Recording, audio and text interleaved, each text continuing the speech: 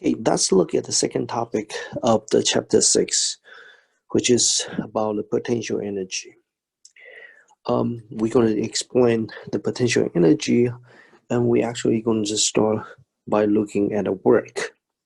Certain kind of a work due to the force can generate potential energy. And that kind of force is what we call the conservative force. If you have a conservative force and that force would do work, and that work is a very special work, you can characterize that as a potential energy. If they are not conservative, then it will be normally just generate work.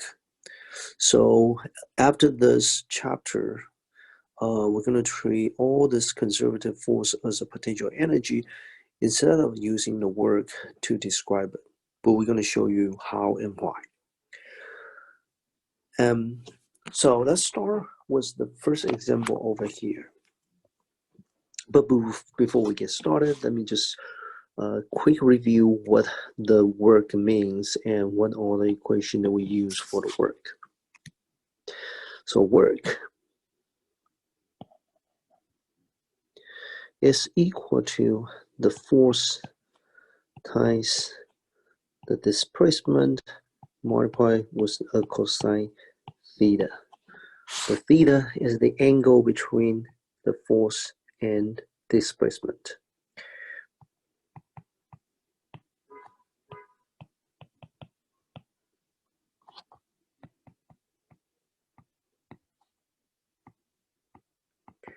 And the displacement is related to the direction of the motion, so I'm going to just write the motion.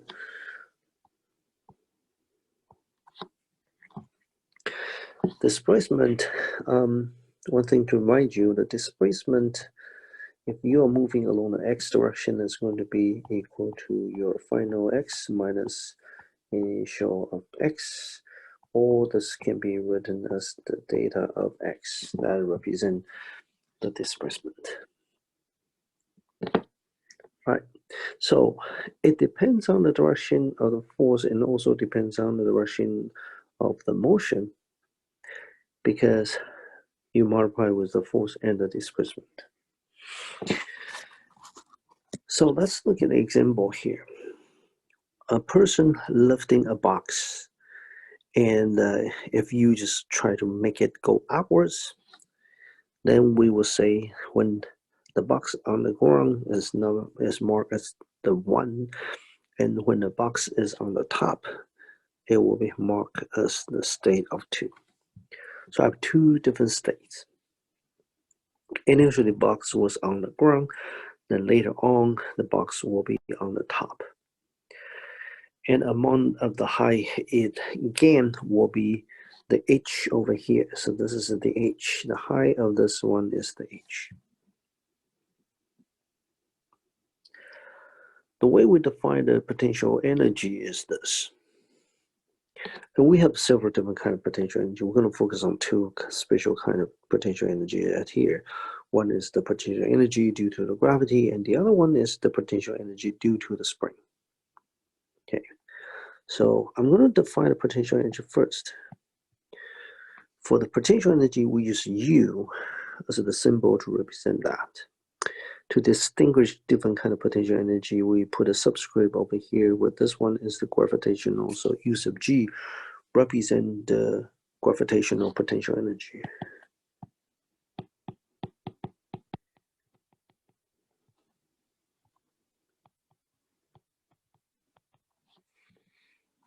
Okay, and the definition of the potential energy of the gravitational is equal to the mass times the gravity constant, gravitational constant times the h. Sometimes people will write y, sometimes people write h, but it really doesn't matter. It's as long as it's direct, it is related to how far away from certain point, and that is how we define as the h. Okay, so this is the definition of the potential energy, but let's look at what is the work in this process. So if the box moves from 1 to 2, and we wanted to find out what is the work done by the gravity.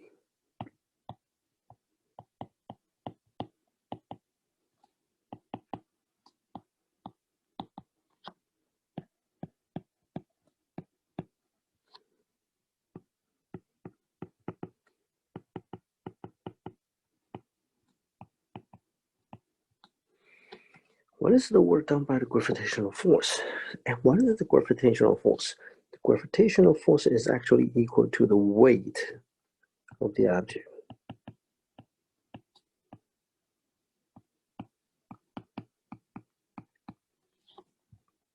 Because the object has a weight, and the weight going always point to the ground. So you have a force, the gravitational force, which is the weight, and this weight here is the m times g, and the direction is going downwards. So that's the gravitational force. Okay, now how do we define the work?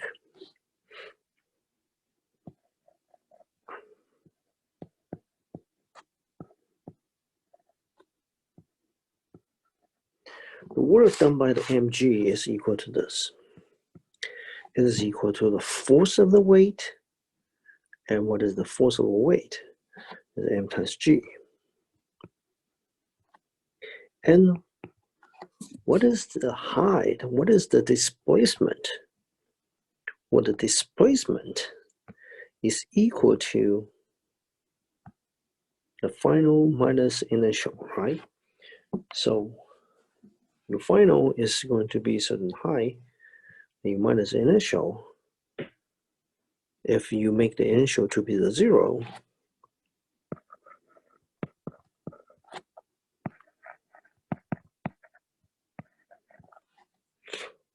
then your displacement is equal to the h minus 0.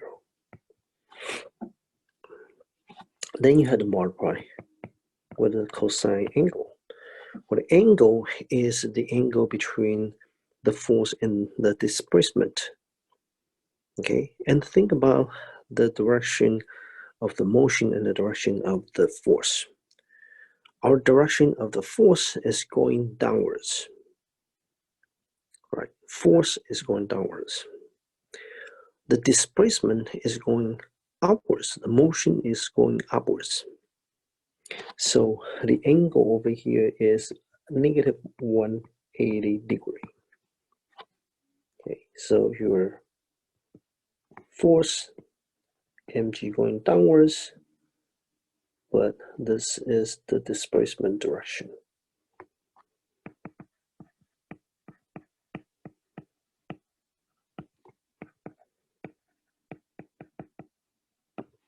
And that's the motion direction. So they're not like toward to the same direction. Because they're not toward to the same direction, the angle between this is the theta that you have to use, which is 180 degree or negative 180 degree. They are going to be the same. And this number over here is equal to negative 1. And therefore, you're going to see this is a negative m and g and h.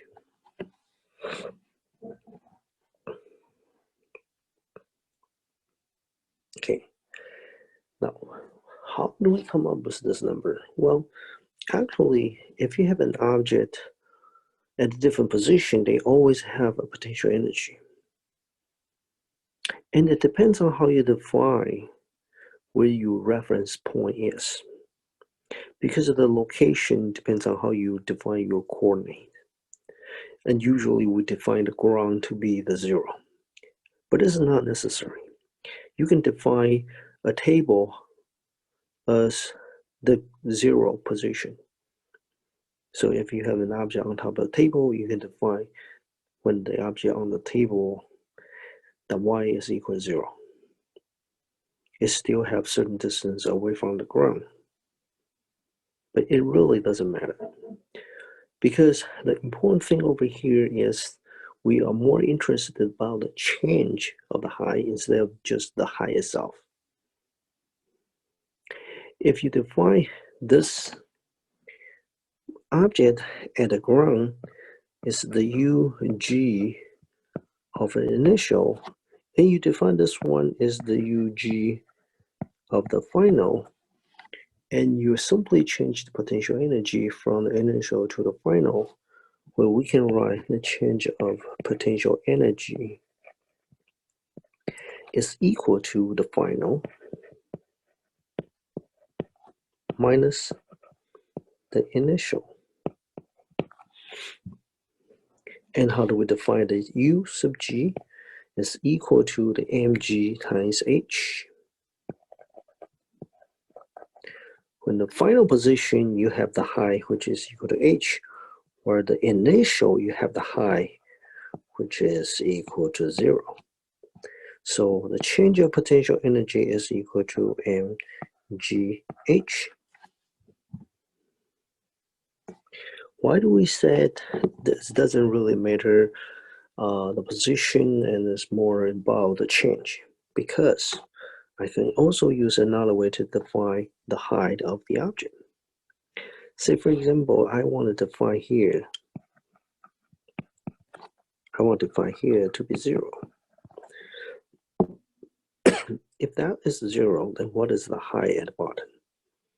It will be negative 1 pi. Right. And then we can also use the change of gravitational potential energy. And in this case, I'm going to separate it here. The change of U sub G will become what? Initial, I will be mg negative h. Oh, that's the initial. Let me write the final first. The final position is at a 0, so my final is going to be mg times 0. And my initial is going to be mg minus h. Right? And if you do the calculation, it will be 0 minus multiplied with minus, it will be positive mgh, which will be mgh. So it really doesn't matter where you choose the reference point. What really matters is the change of potential energy. So this is the work done by this potential energy. But we found out if you look at the change of potential energy, the work done by a gravitational force is going to have this relationship.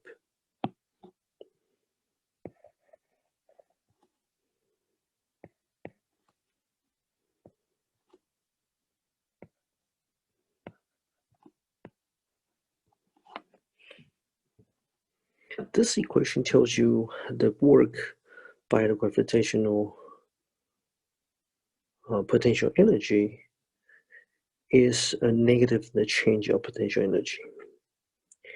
And because we got this result from this equation over here, this is a work done by the gravitational, and this is the result of that, where the U sub G is simply equal to mgh, and because change is negative, so we put a negative in front of that. So this one here tells us the work done by the gravitational force is equal to negative change of potential energy, and the potential energy is mg times h. H is the height to some reference point.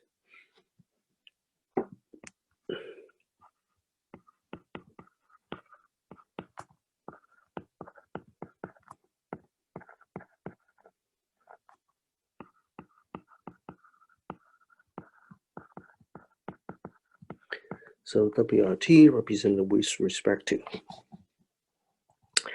Okay, so this is the potential energy. Now, what if you change the state from the 2 to 1? If you do that and you follow through this thing we just told you, it will become a negative mgh. Okay, and what I mean is then the work will be mgh, which will be simply just potential energy.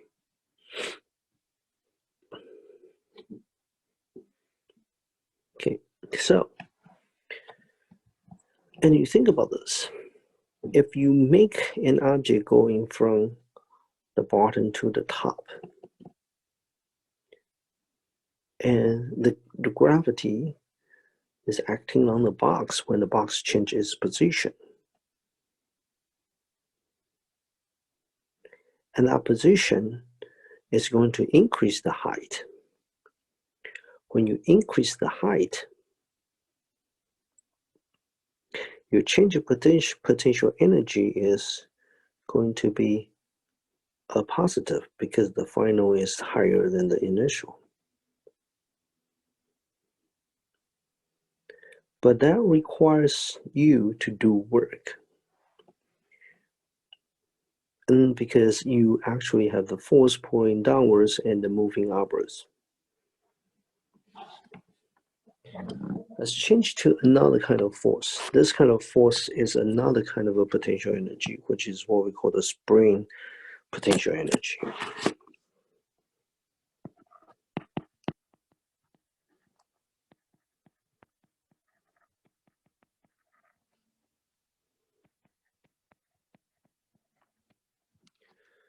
To distinguish this one with the gravitational, we use U represent potential energy. We use the S to represent this is the spring potential energy. The spring potential energy is related to what we call the Hooke's law.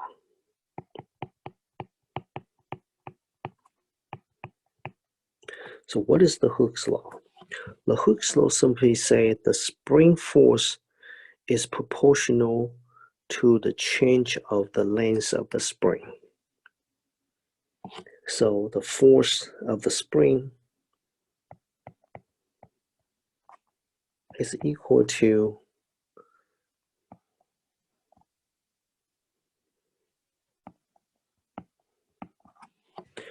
a spring constant times the change of the x.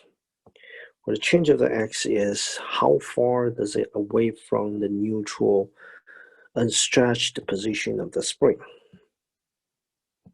If it's longer distance, the force will be larger. If it's a shorter distance, the force will be smaller. But how large or how small depends on a constant. This constant K here represents the spring constant.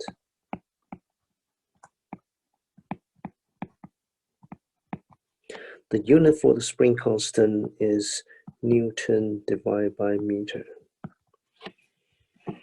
If this number is larger, meaning if you want to increase certain distance, like 1 meter, you are going to have a lot more of the force to make it stretch to 1 meter. So the larger of the spring constant, normally we will say this is a hard spring because it's harder to pull it. And the other one is going to be the soft spring where you're going to have a K is smaller. All right, but we also know the direction of the force of the spring is opposite to the direction of the change of the length. So if you look at the change of the length, if you stretch the spring, what happened to the force? The change of the x is going to increase.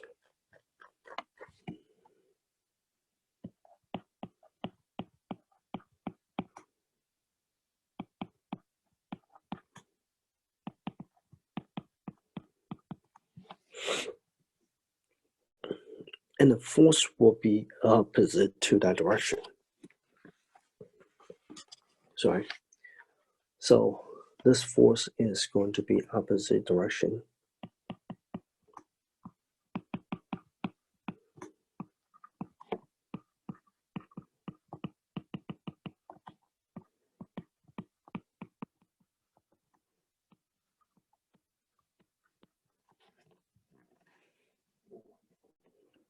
Okay. So let's look at the example on the left. We start with the unstretched spring and we attach a box. And we define the spring force in this way.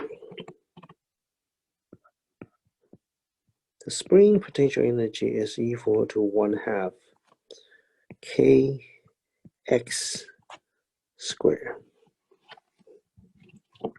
This is the spring potential energy.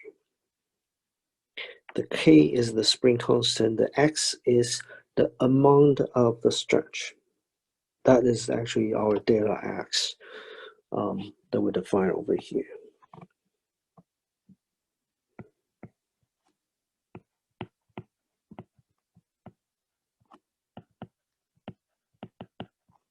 This is the change of the length. Now, can you have a change of the length to be positive or negative? Well, if you stretch it, as we said, it's going to be positive. If you compress it, your final distance is going to be smaller than the initial distance, so you're going to get a negative number. So yes, the length could be positive or the negative. The change of the length could be positive or negative. However, because we have a square over here, so it doesn't matter which positive or negative it is. Your spring potential energy is always going to be a positive.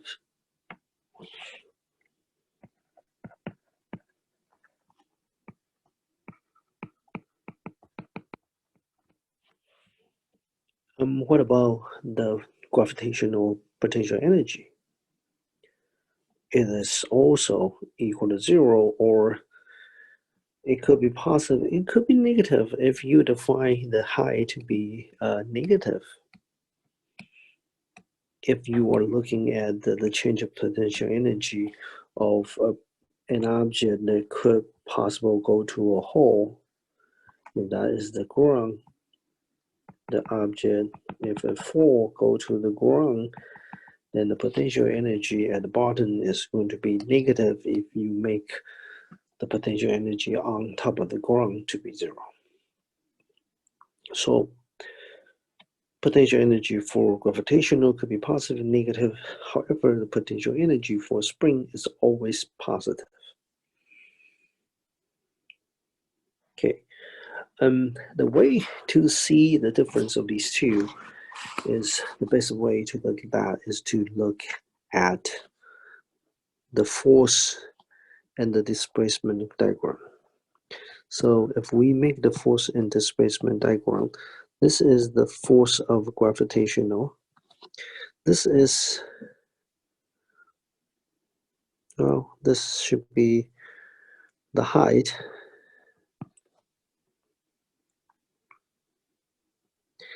And if you have an object at a different height, would the weight going to change? It's not going to change. So it doesn't matter where you are along the direction. I should say this should be y direction instead of h. Put a y. As long as you are on the earth, then we know this force over here is going to be the m times g. And that force never change. And your potential energy or your potential and your work in this case is going to be multiplication of these two, which is the mg times the change of height. And if you're starting from here and this is your height, and this area over here is simply equal to your work.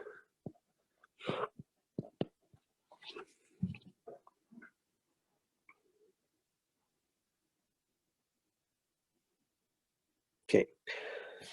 Similarly, for the spring,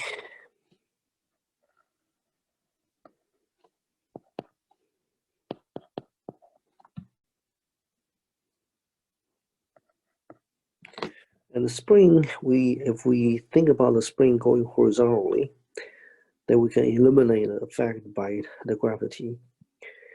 Then we can look at what is the force of the spring looks like when you have the things with the stretch. This is the change of the length of the spring. If you start from here, which is 0, that means you didn't stretch at all. This is the position of A. And if you stretch it, it's going to go in this direction because based on the Hooke's law, it is proportional to this change of x. It's just the slope is going to be different, and what the slope is actually represent as the k. This is the slope on this graph.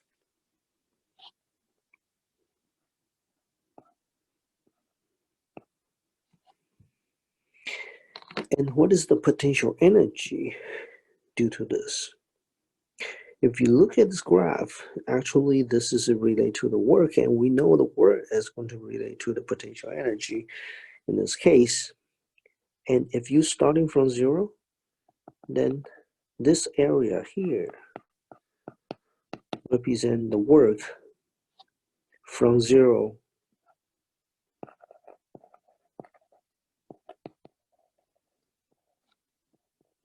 to certain distance. Okay, and that's really very useful. Sometimes if you got one of the problem in the homework, they give you like a graph. How do you find a work? Well, the work is simply just the area under the curve. So if you follow through this idea, then you can solve that problem. Work is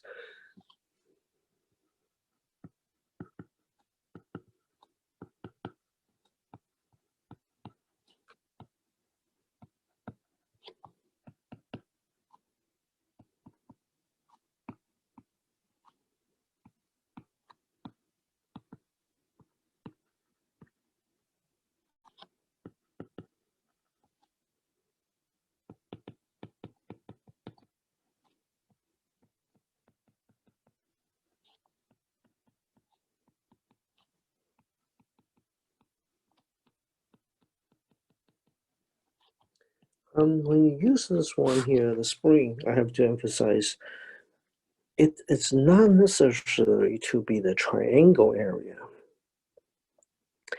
And the reason is just based on the definition of the work.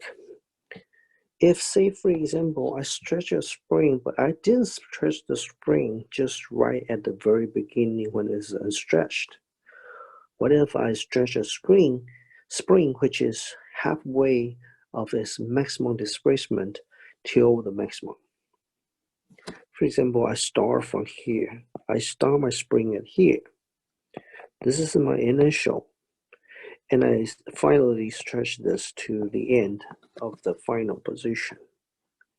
If that is the case, then when you calculate the area, the area will be a trapezoidal area instead of a triangle area. So how do you find this area? Well, there's two ways. I can think of this area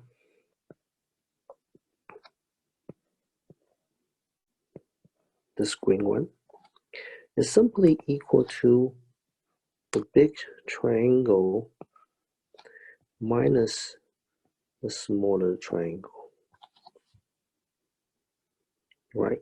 If you use the larger one minus the smaller one, and what you left with is this trapezoidal shape area, which is the energy or the work due to the spring force. And what is the large triangle area? The large triangle area, this is a final, this is an initial. They all start from 0, 0. And what is the height of this one here? This one is the k xf. What about the force at this position? Kxi. So if you look at the area, the big triangle area is 1/2 the base, which is xf, times the height, where the height is the kxf. The smaller one is very similar, 1/2 xi and kxi. Isn't that equal to 1/2 of kxf squared minus 1/2 xi squared? So you can see you cannot simply just write down the change of the potential energy, which is the work, equal to 1/2 kx squared. The 1/2 kx squared is the potential energy at that position. But if you look at the change, which is what we just wrote, this is the change of the potential energy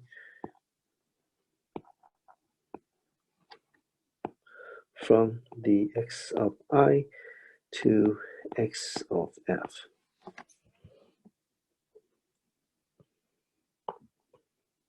Okay, so that is the spring potential energy. Now, if you think about this case will be very similar to the gravitational. If we write a summary of the equation of this, then it will be similar to that. If you have the potential energy, the work is always equal to negative the change of the potential energy. So this is the equation for the spring. Above is the equation for the gravity. It is possible that you have a system with both the potential and also with the gravitational and also the spring potential energy. And in this case, then you have to sum them together. Now, it is to the point that we should also tell you why do we use potential energy, why there are some of the forces that give you the potential energy. And this in physics is an idea what we call the conservative force. So conservative force is the force that is the work done by that force is independent of the past.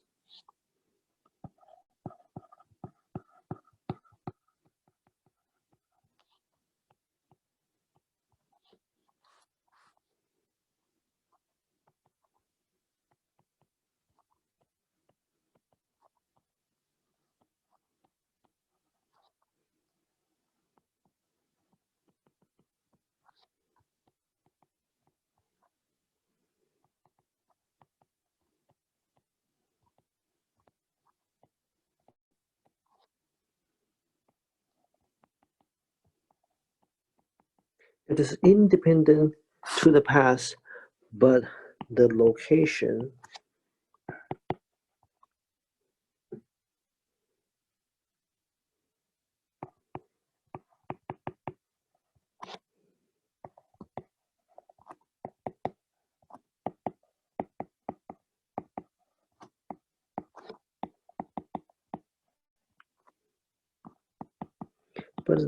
of the initial and the final state.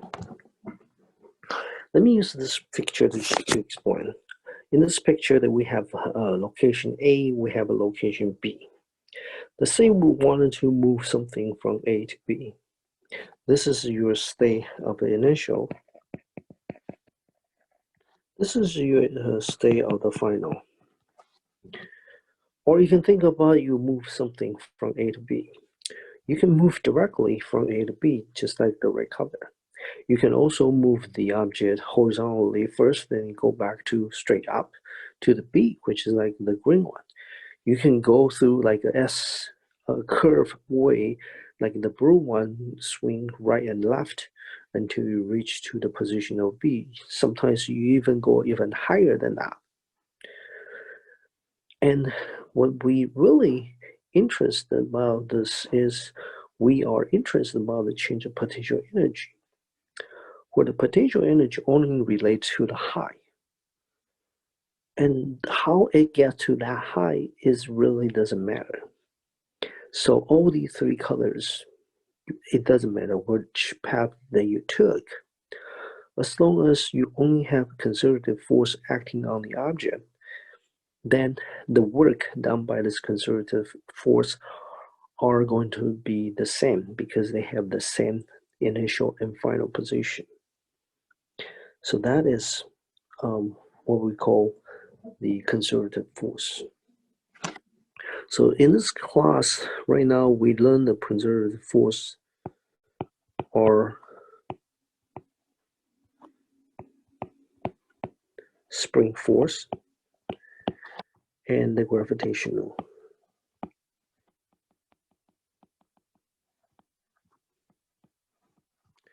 There are non-conservative forces as well.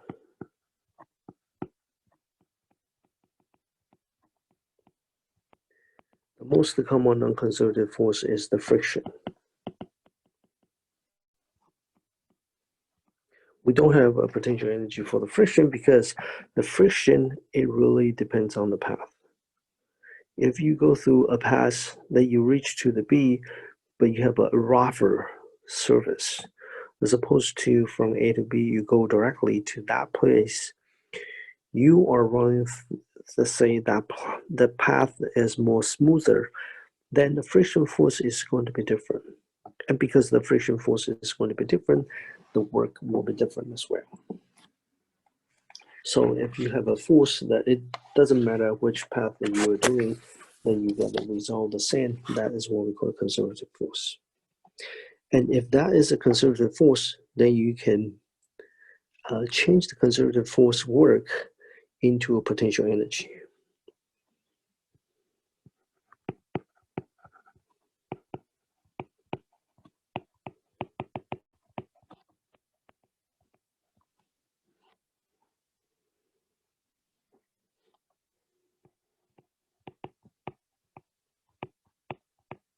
So any work done by the conservative force can be represented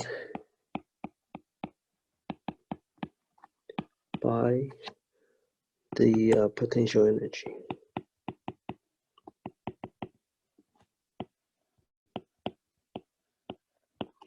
And this potential energy only depends on the location. For the gravitational, you can see the height. We only care about the height. It doesn't matter how it moves to that height. For the spring, it's the same thing. We only cares about how much is stretched from the beginning to the end. We don't really care how it reached to the end position. So that is the important property about the conservative force. Now let's look at an example to show you how we incorporate these two ideas together to get the result. Here we have a spring, and the spring is held with a mass at the end, and it's going vertically. It tells you what the spring constant is, which is 10 Newton per centimeter. Okay, that means if you stretch 10 centimeter, you're going to get the spring force, which will be, if 1 centimeter, then will be 10 Newton. So another way you can think of this is that if you apply 10 Newton, the spring will increase the length by 1 centimeter. You're given with the G, which is about like 10 meter per second square, and we wanted to look at the following question. Okay, before we think about all these questions, let's first draw the free body diagram. You can see that we just pull out the end over here. And there's two forces. One force is when you hand it vertically, the gravity is going to pull this object going downwards. The spring is pulling the object going upwards. Then if you put the object in the air, then you start by the position, which is the position the spring is going to be unstretched, what happened is the object will go downwards. And we can look at this problem just by looking at what is the force and what is the work done by these, or what is the change of potential energy. So let's look at the problem A here. When the mass hangs from the spring and comes to the rest at equilibrium, what are the value of the force labeled in the diagram above? So if they are equilibrium, what does that mean? That means your net force equal to 0. And what are the forces that compose of the net force? You only have 2. So one is the spring, one is the weight. Then if you make the going up to be the positive, then your net force is going to be the spring force minus the weight.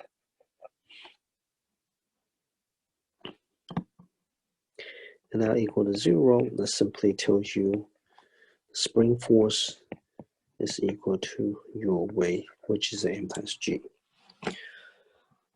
And we know the m. Well, I should use the capital N here. We're given with the n, which is 0.5 kilogram. Our g is going to approximate equal to 10 meters per second square. That gives you 5 Newton. So the amount of the spring force is going to be 5 Newton. What about the amount of the weight? That is also going to be 5 Newton because they are equilibrium. And we're looking at amount, we didn't look at the direction. You know the direction should be opposite. So how much does the spring stretch if they are equilibrium? Well, this you have to use the Hooke's law.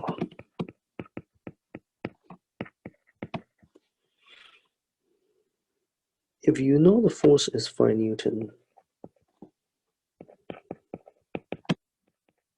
and that will be equal to K times change of X.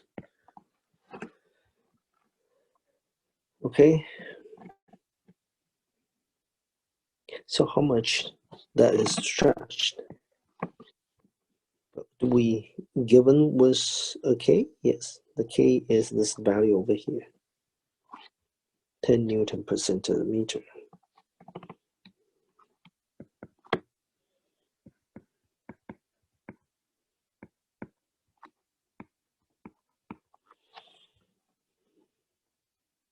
And to solve, and we want to solve a change of X. If this is 5 Newton and this is a 10, there will be 2. Then you can find out this is going to be 1/2 centimeter is equal to your change of X. So that will be 0.5 centimeter. Suppose the mass on the spring is pulling down and is stretched by additional 1 centimeter when the mass is let go. What is the acceleration of the mass the moment it is released?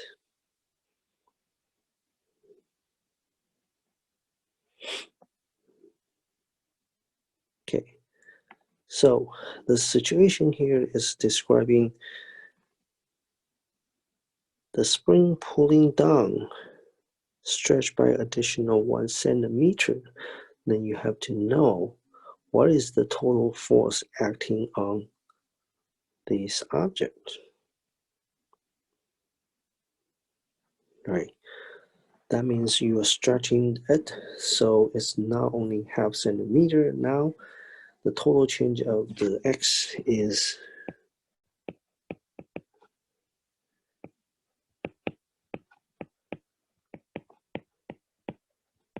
1.5 centimeter.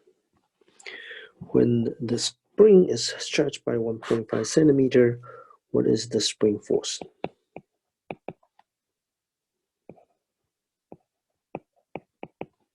And that will be 10 Newton divided by centimeter, multiply with the change of the x 1.5 centimeter, and then you got 15 Newton.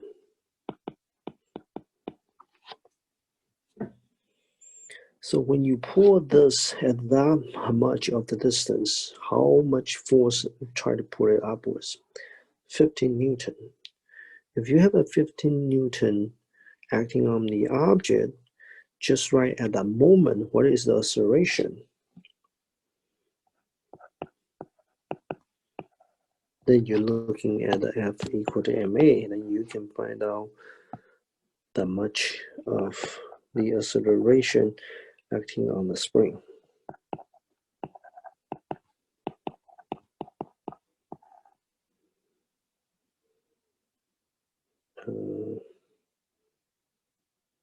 What is the mass then? We only know oh, the 0.5, so 0.5, and that will be 30.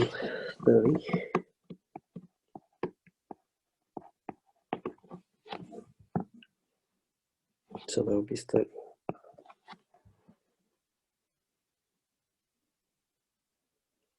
Okay, now I want you to do additional things. I want to do something about the energy. If initially that spring is unstretched, but it will lower by half centimeter.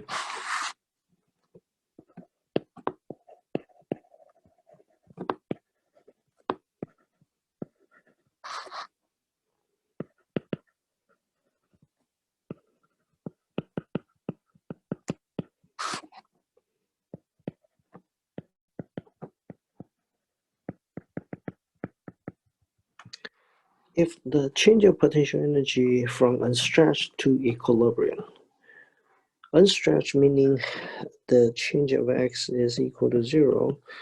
Equilibrium, we know the change of x is equal to 0.5 centimeter. And what is the change of the gravitational? Well, the gravitational is going to be the final minus this one of the initial. And each one of them is simply just mg times the height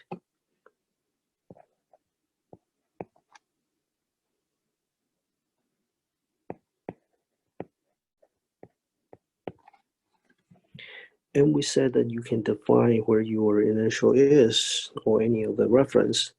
If we said that initial is equal to 0,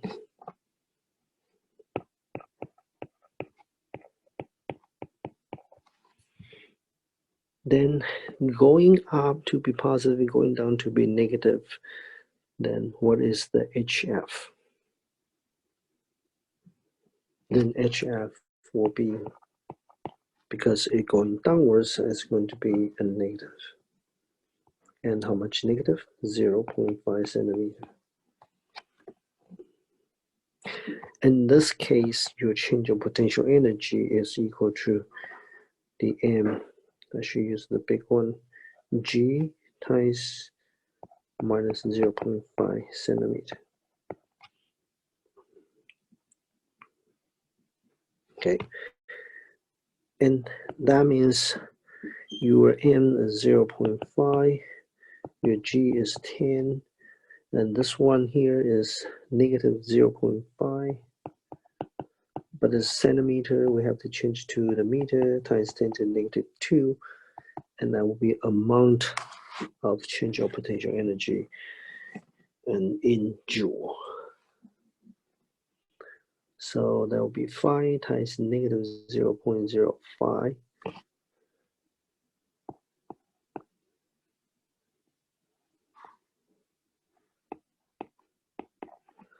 That will be the amount of the joule of the change potential energy.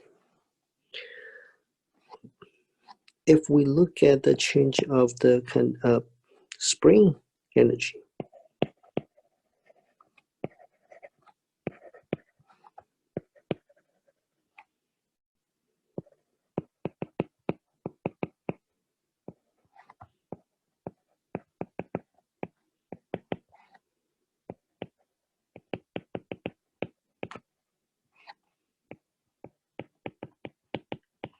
And let's look at the spring energy, the change of spring energy.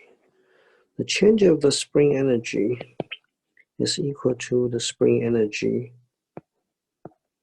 of the final minus the spring energy at the initial.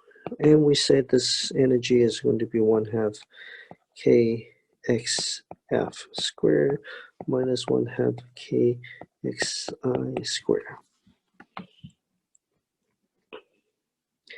And with that, the initial to be 0, and the final will be 0.5. So because this is 0, make it equal to 0, this will be 1/2 k. What is k?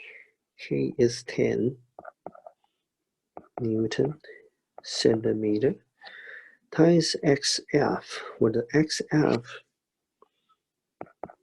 is 0.5 centimeter square.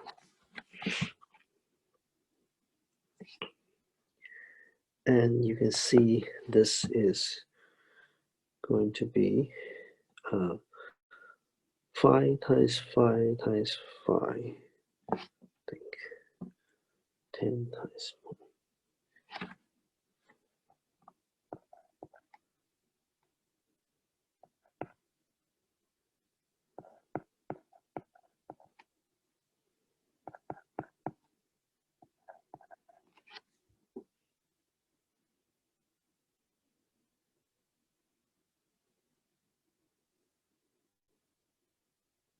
Okay, and this energy is always positive, as you can see.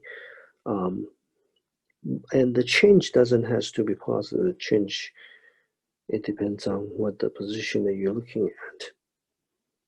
Then we look at here. This is 10 divided by 2, get 5. 0.5 squared, get 0.25. And the unit is going to be Newton times centimeter. And we want to change it to the meter, so we can convert this into a joule. So that will be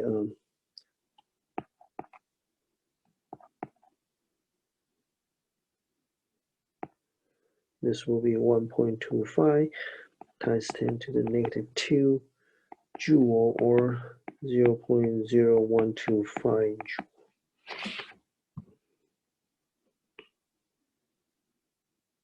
So that's how you use this idea to calculate the potential, the change of potential energy, and also to find out what is the change of the potential energy of the spring and the potential energy of the gravitational. Okay, in another video, we're going to report some other example. This one just give you a simple idea what these things are, how they related to the force, and I hope that you understand the idea of this.